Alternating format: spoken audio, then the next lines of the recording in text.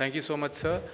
And at the outset, I would like to thank the IAP NRC, the organizing team, for giving us this opportunity to present our experience. And the panelists that we have, they represent the whole length of India. We have Dr. Javed Iqbal from Sher-e-Kashmir Institute of Medical Sciences, SKIMS in Kashmir. We have Dr. Anshula, which is the central, the heart of India, from Delhi. And then we have Dr. Parmarth, he is from Wadia Children's Hospital, Bombay. So we have a group of panelists which see the whole very different range of patients. So we all know that there are conditions where the patient is not able to expectorate sputum or the secretions the way a normally child would be. And then we have to help these children with some maneuvers, with some techniques, which can help them clear these secretions. So to begin with something very basic, I'll put my first question to Dr. Anshula. What are the primary mechanisms wherein the lung clears these secretions?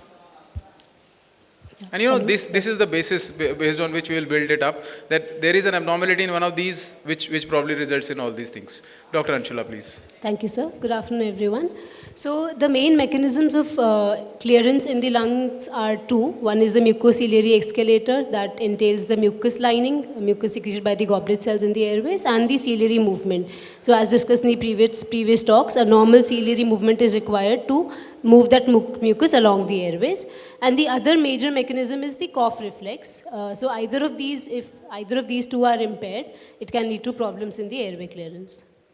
Excellent. So it is mucociliary movement which clears the secretion, and cough, it clears the secretion. So one more point, that one of these children where you see this could be an abnormality, if you give a cough suppressant to such a child, you will end up with a collapse on one side. So that is one. So these are the ways with which lung clears itself.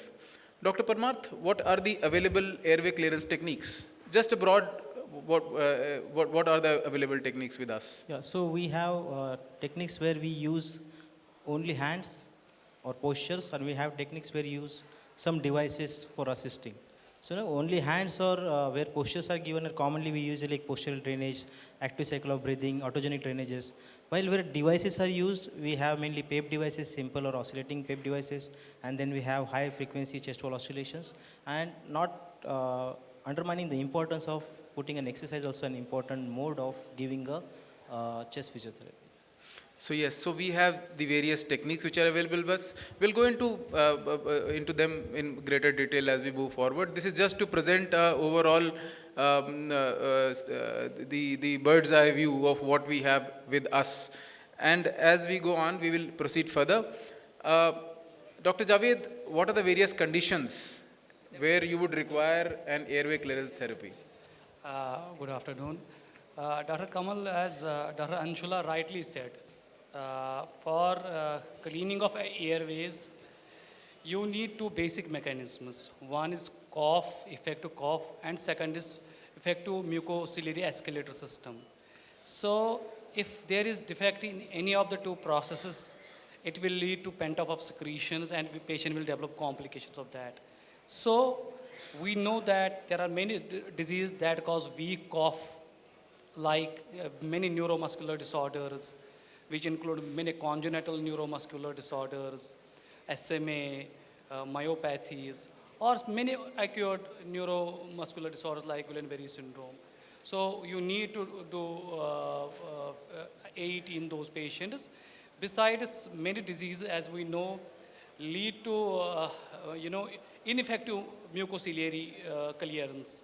The two important examples we have with us is cystic fibrosis, primary ciliary dyskinesia. Then we can have PID, primary immunodeficiency. Then we can have many other disorders, like we have a child who is on ventilator and he has developed atelectasis of lung. So all these pathologies need effective mucociliary clearance. So absolutely. Thank you. So the problem may be specific to lung itself, or it may be a part of a systemic illness. When it comes to lungs, there may be some ciliary abnormalities because of these conditions where the cilia is not moving, so it is not pushing the secretion up the airway where the patient can cough it out. That is one. And then it could be neuromuscular issues where the child is not able to generate a cough or not able to forcefully exhale to throw those secretions up. Fine. So the next question, Dr. Anshula, now we have thought of doing chest physiotherapy in a child. What are the prerequisites when you consider doing, what should you take into account when you consider chest physiotherapy in a child? So, sir, usually chest physiotherapy is to be done at least half an hour before meals or 1 hour after meals. That is important. Otherwise, it can lead to vomiting when the child huffs and coughs. Other thing is it should not be done on a bare skin. So there should be a thin layer of clothing or use a towel on the child's skin. And when we are percussing, we should use a cupped hand. It should not be a flat hand. So with practice, the caregiver should be able to obtain a hollow sound when the caregiver is percussing over the child. It should not sound like a slap on the child because that can be painful and the child will not be cooperative for the physiotherapy. Other things is we have to percuss over the rib cage. So we don't have to percuss over the sternum, over the backbone or on the abdomen. It has to be on the rib cage. And also we should, if there are any bronchodilators or mucolytic drugs that have been prescribed like 3% saline or an acetylcysteine, that has to be given prior to the chest physiotherapy. And any inhaled medications, antibiotics or inhaled steroids have to be given after the chest physiotherapy once the child has coughed out a sputum so that it is more effective. It reaches the lungs and the airways are clear. Yes, so these are the precautions that you have to take. So what she wants to say is that if you slap somebody like this, it is going to hit. But if you make a cup, there is an air which acts as a cushion, so it doesn't hit the child, but gives those vibrations to the airway. So this cup is what we need to do. And then, of course, rest of the things. Fine. Now, what is the rationale of postural drainage and what postures would be appropriate? So what we understand from what Dr. Anshula said was how to do it. What are the precautions, how to do it. But what is postural drainage and what are the appropriate postures that you'll think of? Yeah, so postural drainage is where basically we are using particular positions. We give it to the child and we ensure that the gravity comes into the picture so that, it's like if you keep a bottle which is upside down, then only the liquid will come out of it. It's like same. Okay, so if you want to bring out the secretions, so you have to keep that particular lobe affected or that particular part of lung affected, higher position so that everything comes down and, goes, the gravity comes into the picture. Now coming to the next question, what postures? Now it depends on which part of the lung that is affected. Now suppose if we are using, if it's a localized disease and if we're seeing that particular lobe is affected, that particular lobe should be positioned higher up and so that everything, comes down in one line and starts coming to. If you keep teaching the mother all the positions, then it becomes very difficult for them to remember which part of lobe is affected and which is. So overall I feel you can teach them 4 positions and these 4 positions can be utilized in overall practice as well to teach them. If you are this particular lobe or this part of lung is affected, you can use this position. So 4 positions I would like to mention here specifically for the upper lobes. If you want to use the chest physiotherapy or postural drainage for an upper lobe, a child should be lying supine and something can be given below the shoulders or below the neck so that that part of that chest is up. So something like you can keep pillows or something below the upper part of the chest. Yeah, like this on the other side if you can see. So that is typically used for draining the upper lobes. Okay, and in the middle lobes, if you want to give the left side the lingual and the right side the middle lobe, that particular side affected should be put up and the side which is relatively normal should be put down and then you can give, so right and left. So these 2 positions, one on the right and one on the left side. And the 4th position, that is again this thing is, that is for the lower lobes where the lower lobe should be kept high and something can be kept below the abdomen like pillow or something like that so that that part of the chest goes up and with that you can actually use percussion or vibration modality and then you can give the postural drainage this way. So the idea here is basically that particular whatever lung part is affected should be higher up while the rest of the part of the lung should be lower up so that gravity comes into the picture. Thank you, Dr. Parmar. So what we essentially mean that if you have a ketchup bottle with you and you have to take out that ketchup, there is no way you can throw that ketchup up. It has to be inverted one and then you have to hit it. So our lobes, depending on how they are positioned, you will have to put them in an inverted position. And as Dr. Parmar said, as far as upper lobe are concerned, in an erect position itself, you will be able to empty them by simple percussion. But when it comes to other lobes, you cannot. You will have to shift position. And this particular last slide is very important because the rest the parents can understand. Supine position they can do right, left. But this is the only way you can empty the lower lobe. The right and the left lower lobe, if you want to empty that, the patient has to be prone and the hip should be higher. Only then the lower, that will drain. Thank you, Dr. Pramath. So next we'll go to Dr. Javed. What should be the timing? How should we time when to do it, and what should be the duration of these physiotherapy sessions? There is saying that some physiotherapy is better than no physiotherapy. So first, this is the principle. This frequency of airway clearance technique can go from 1 per day. It can, it can increase to 4 or 5 times a day. It depends upon, baseline disease status of a child, or if patient has exacerbations, frequency of exacerbations, severity of pulmonary exacerbation. I think we all know that when child is in his baseline state, 1 or 2 times is good. But again, I want to reiterate one thing. It is not particular technique that is important. It is regularity of technique. Whatever technique you use, you may use technique where you don't have resources, but you don't need resources.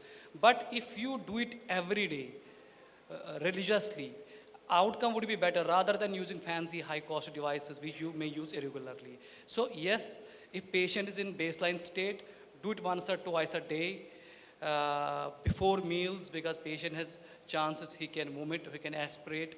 But if patient develops respiratory exacerbation, then to clear infected mucus, to improve lung function, we may increase number of AET times. We can increase it. Thank you, Dr. Javed. So what essentially it is that we should try and reinforce and encourage patients to do it frequently as we advertise. But we know, because I used to study only when I used to have exam. Rest of the time I'll relax. So same is with patient. Whenever they have exacerbation, now they are anxious. They'll do it more than what is required. When the patient settles down, they come back. So our job is to encourage them, to reinforce them that this is not something which is a treatment. It prevents the exacerbation from coming up. It's not that the patient now is into an exacerbation only, then it will help. If you do it regularly, you will not have an exacerbation, less likely to have that. So that is what it is. The next question is to Dr. Anshula. Now, of all these techniques, what are the ones which are relevant for young children, for infants? So, sir, for infants and young children, the most commonly used technique is the manual percussion and vibration combined with postural drainage that was just explained. And also, since all of these airway clearance techniques have to be followed by a huff and cough, so that the mucus that is dislodged has to be removed out of the airways ultimately. Since young children and infants cannot do huffing and coughing, it's important to make them either laugh or cry after a chest physiotherapy session, so that the mucus can be excreted out, the mucus can be moved out of the larger airways.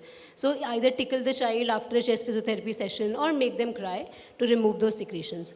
Other things that are important are, one is a bubble PEP or a bottle PEP, so a positive expiratory pressure device. This is useful in young children because it is an entertaining way of doing a chest physiotherapy. So the device that is shown here is a commercial device, but it can also be made at home simply by using a 1 to 2 liter bottle and put a hose pipe inside it. The pipe should be about 1 centimeter internal diameter, so the kind of pipe that is used for watering plants and all at home. And the depth of the water used should be about 10 centimeters. And just ask the child to inhale through the nose and blow out through the pipe to create bubbles. And you can also add some food color or some soapy material into the water to make it more interesting for the child. So the height of the water creates a positive expiratory pressure, and the bubbling creates the oscillating effect. So basically this is like a OPEP or oscillating PEP device.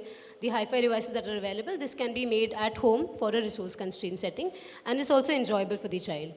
Other techniques that can be used are, in a playway method, child can be asked to blow a balloon, to blow a soap bubble, to blow a party blower, or blow a pinwheel. So all of these activities do help in some way to dislodge the mucus, and activities like hopping, skipping, bouncing on a fit ball. All these also help in dislodging the mucus, followed by either tickling or making the child laugh to dislodge the mucus. So an active life, which means not just the child, the parents, everybody has to get active. It is not something that you can tell him now do it yourself.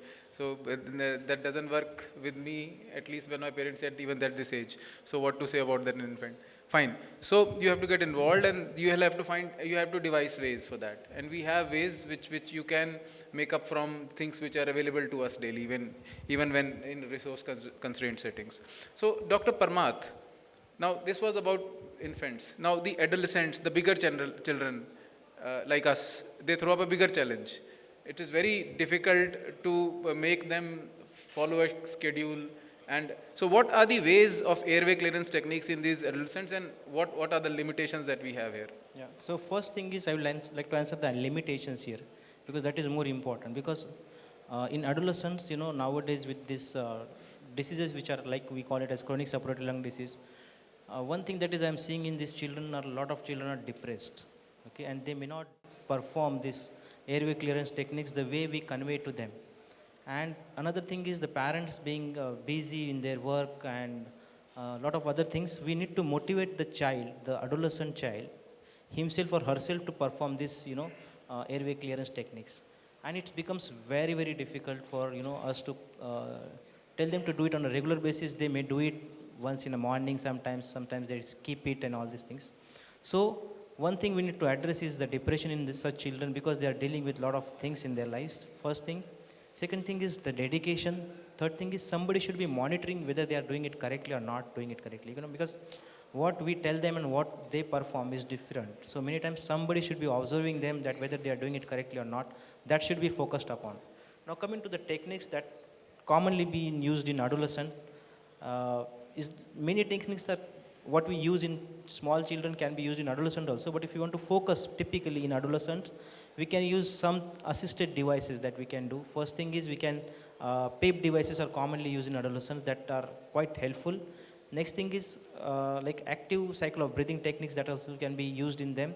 It's just that we need to reinforce them in each and every visit that they come to us. Many times how they are doing well, huffing, coughing methods, and all these things need to be seen, demonstrated, maybe performed by ourselves in front of them so that they can learn, make a small videos of what we are doing, then that can be shared with them so that they can see, which it's like, many times I was talking to my friend Sagar and he was doing some online yoga. So he's like, how do we do online yoga? So he's like, online yoga, that they show us a video and we perform according to. Similarly, if we provide them some videos, or we can show them the videos and they can see these videos and they can themselves do it, while this they're doing with this airway clearance technique. So that is one thing. Exercises are very, very important. And last but not the least, there are some devices, hi-fi, as Dr. Javed was saying, like something like high frequency chest wall oscillations, and that can be also used in adolescents also. Thank you so much. So the adolescent is a difficult phase for the parents also, not just for the child. And if you need to repeatedly encourage, reinforce, and then the feeling that they are not well compared to the rest of their peer groups, that all that depressive feeling that they have, with that you have to find ways, devise ways to encourage the child, to keep him involved. And without supervision, it will not work. So the parents had to get into it. So next question to Dr. Javed: what are the factors other than the age which help you decide what will be your choice for these techniques? There are many factors other than age that decide choice of ACT. Like first type of disease, severity of disease. Like some ACT technique needs active participation from a child.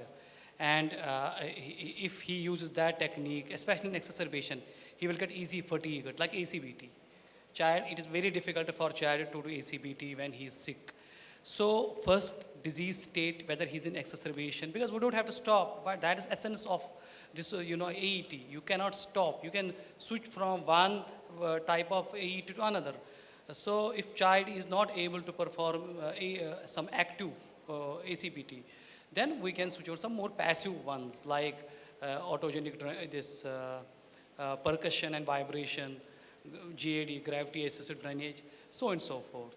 Similarly, we have to always see child's lifestyle. Some child, he lives alone in a hostel. He cannot get caregiver. So he has to use, technique that doesn't need another person to perform. Third, socioeconomic status. I always emphasize, we have huge load of CF patients, and most of our patients are, socioeconomically very poor. So we cannot advocate, high costly machines. So we always tell them machines that, techniques that doesn't need any resource. So all these factors would, decide which type of AET we have to use other than age.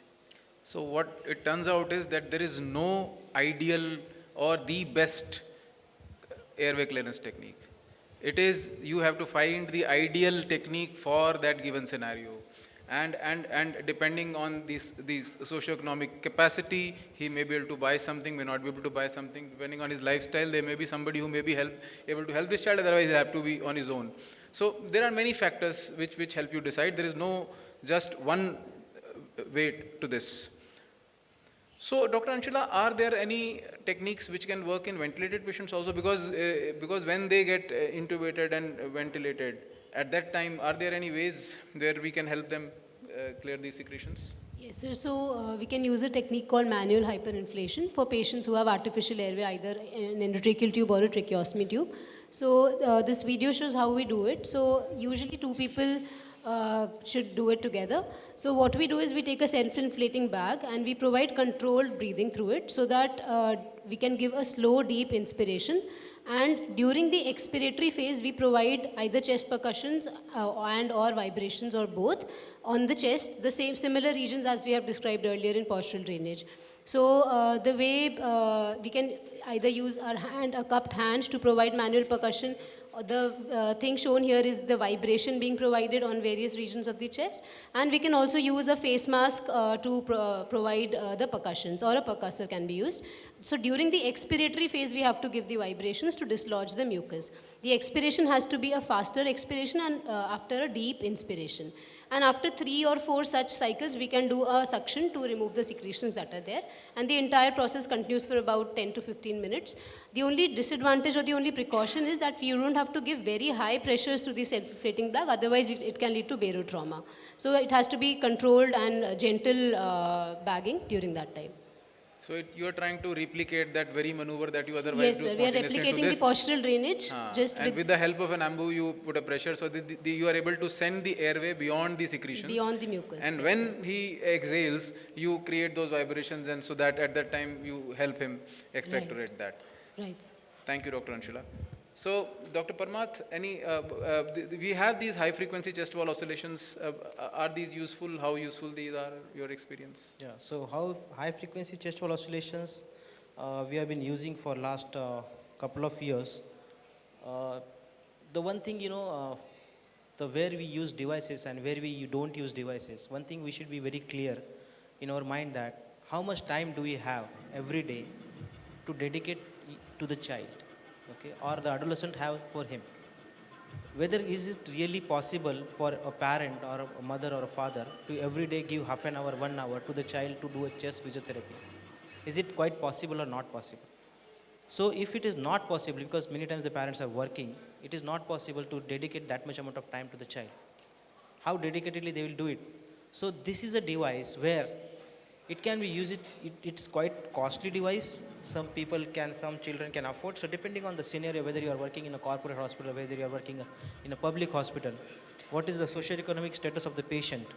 Depending on that, you can think whether if such devices can be given. The idea behind using this machine, what we are using in a couple of patients is, basically with this sends oscillations and percussions to the chest wall, helps in physically dislodging the secretions, as well as it creates a lot of changes in the intrathoracic and intraalveolar pressure. We know many times with that, it helps dislodge the secretions and that rapidly inflates and deflates the inflatable garment. During a treatment, the chest wall is gently compressed and released, which creates airway oscillations and increased airflows within the lungs. Extra airflow allows air to move beyond retained secretions. Increased expiratory airflows, combined with airway oscillations, thin and shear secretions from the walls of the airways. The secretions are then moved towards the large airways where they can be cleared by coughing or suctioning. This type of secretion clearance therapy is referred to as high-frequency chest wall oscillation. Okay, so the first child you saw, that child is actually a case of cystic fibrosis. Now both the parents are extremely busy. They don't have time for all this. And so sometimes thrice a week, twice a week, they call the chest physiotherapist at home. But during the every day, twice a day, they are using this high frequency chest wall oscillations at home.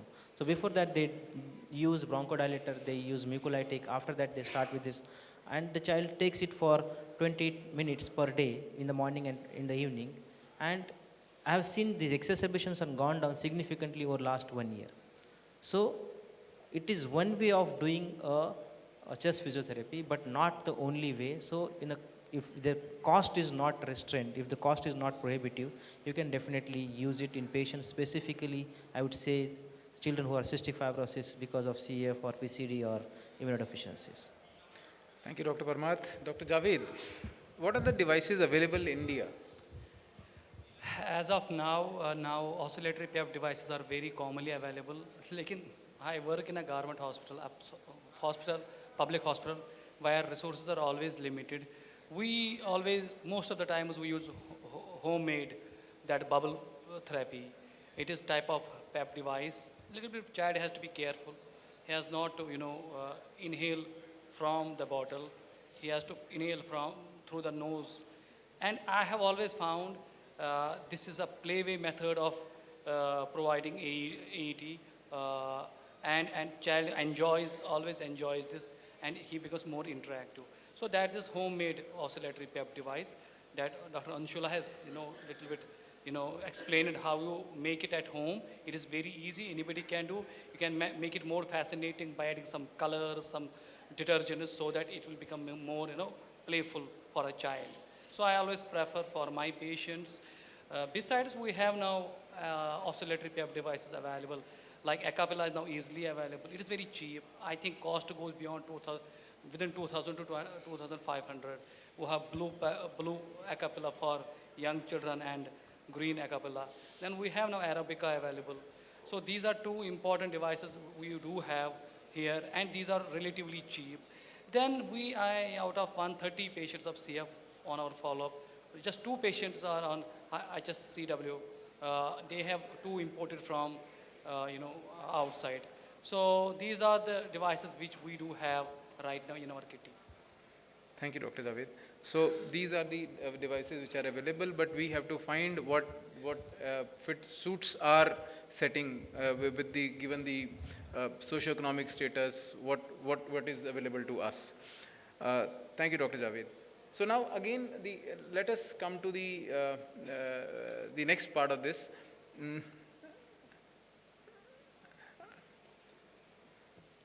So Dr. Anshula, what are the, other than the postural drainage and percussion and vibration, what are the new therapies and what are its advantages? So, sir, so the techniques that are available that can be performed on individual basis, like Dr. Parmath said, active cycle, they are not new per se, but apart from postural drainage, that is an important technique to be used in older children, because postural drainage sometimes does not suffice in an older child.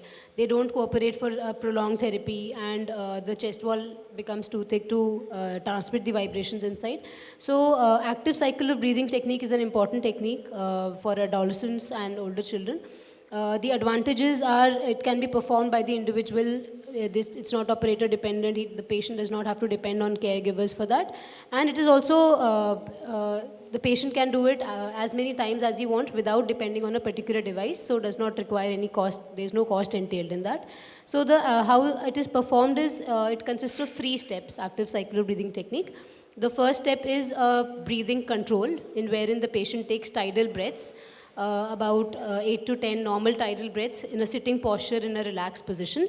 Followed by the second phase is a thoracic expansion, wherein the patient has to breathe in through the nose, hold the breath for about 3 seconds, and then gradually breathe out through the mouth. So the purpose of the breath hold is to move the air beyond the mucus, so that once the child is huffing and coughing, the air can push the mucus outwards. So after repeating the breathing control and thoracic expansion a few times, then the patient has to huff and cough to bring the secretions out into the larger airways and out from the mouth. Other newer techniques are like Dr. Javed mentioned, aerobica is now available in India, which also uses nebulizer. Even the new acapella that is available, that also has the facility of using nebulizer. So these are some of the newer techniques that are there. Thank you, Dr. Anshula. So the idea is that with these maneuvers, the patient is supposed to breathe at normal tidal volume, then in an expiratory phase, and then expect. So what the advantage is that you do not need somebody to help him out. He can do it on his own. Somebody who's in a hostel, there is no help available. This can be done. Now we will move on to the next question. Now a good driver is not the one who knows where the accelerator is and how fast and far he can go. The good driver is one who knows where are the brakes and who doesn't meet an accident. So the next question is, what are the contraindications? We have seen how good it works and how well it works, but where it will not work, because I have a scenario when I was told that in an ICU, the respiratory team comes and they do physiotherapy of all the patients of all the illnesses. So does it work in all the illnesses?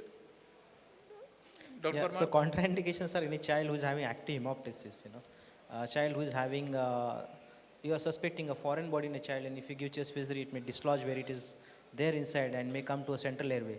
So foreign body, pneumothorax, active hemoptysis are common contraindication for doing an chest physiotherapy. While conditions which are not generally amenable to physiotherapy are some acute conditions, something like a bronchiolitis or some pneumonias, where it is not really warranted unless you are expecting some complications, some collapses or apoplectic that is there. Okay, so couple of conditions we should keep it in mind where actually it may not work. So commonly, some upper airway conditions, any child who is admitted to ICU with some respiratory complaints, been given physiotherapy that's what we are talking about in the morning, is not actually a correct thing. It may not work, it is not required, okay, and that should be avoided. So the last question of the session, Dr. Javed, what are the limitations when you do I'll these say physical briefly, therapies? for me, the biggest limitation is we don't have trained a respiratory therapist. So we have to train ourselves. Even we are not trained, honestly speaking. We have some small training. We are not trained. So the biggest limitation with us is that, we don't have respiratory therapist in our OPD who can teach our patients how to perform actual, AET. Second, we also face limitations like monetary status of patients. It is not good. Then in my place, it is very cold. Now it is very cold. It is very difficult to ask a child to remove clothes, excess of clothes, and to uncover and to start physiotherapy morning and evening when it is chilly cold there. So there are many other limitations. But yes, keeping these limitations in my mind, I conclude that we don't have any other way but to recommend regular AET, daily AET. That is the only way we can manage such patients. Thank you. So any physiotherapy is better than no physiotherapy, and the limitation, it is very labor intensive for the patient, for the caregiver. It takes a lot of effort, a lot of time, a lot of motivation to do that. So this is what we had planned for this session. Thank you so much. We are open for any questions that we have. Thank you so much for such.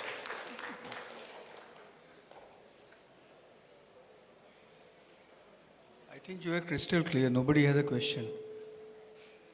Oh, you have? The soap bubble blowing through a detergent mixed water and producing a soap bubble stimulation, does it work? So I didn't get your question. As an ACT, Yes, sir. we have learned that a young child, detergent mixed solution, Yes. just like bubble CPAP, Yes. and he's exhaling Yes. through that, and the soap bubble comes out. Yes. It's very interesting for the kid to see. Yes. Can you use it as an ACT? Can it be used? See, when we use this kind of a container, the bubbles usually do not fly off. Yes. They bubble out and they just slip out of water. That's all it happens. It doesn't go up and go over Okay. into the air. So the container gets filled with bubbles, and a bit of it will spill out of the bubbles, but it will not go up and into the air. But here the only thing is that the child should be trained so as not to drink it or aspirate. That's the only issue. Not in, yes. So you have to look for an appropriate setting. Okay. So may I add, sir? So in the bottle PEP or the bubble PEP, if we ask the child to breathe out slowly and over a prolonged period of time, it essentially creates the same effect as an a cappella. So that can be useful. And for very small child who is not cooperating with that also, I said things that can be done in playway method like blowing a balloon, blowing a soap bubble. That may not be the most effective ACT, but as everybody is saying, some ACT is better than no ACT. So on a day when the child is not able to do anything else, not cooperating with anything, at least some form of airway clearance can be done. That's the aim. Thank you so much. I think I should thank my panelists for being answering the questions so well that all the questions and all the have been answered well. No, there is no question left. Thank you so much. Thank you, Dr. Kamal. Thank you, Dr. Javed, Anshul, and Dr. Parmat.